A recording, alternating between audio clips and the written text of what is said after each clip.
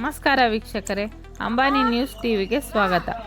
ಚಿಂತಾಮಣಿಯ Ambani Manjunath Ambani finance ಮಾಲೀಕರು ಶನಿಮಹಾತ್ಮ ದೇವಸ್ಥಾನಕ್ಕೆ ಅಭಿವೃದ್ಧಿಗೆ ಹಣಕಾಸಿನ ಸಹಾಯ ಮಾಡಿದ್ದಾರೆ. ಶಿಡ್ಲಘಟ್ಟ ತಾಲೂಕಿನ ಕುತ್ತಹಳ್ಳಿಯಲ್ಲಿರುವ ಶನಿಮಹಾತ್ಮ ದೇವಸ್ಥಾನದ ಅಭಿವೃದ್ಧಿಗೆ ಹಣವನ್ನು ನೀಡಿರುತ್ತಾರೆ.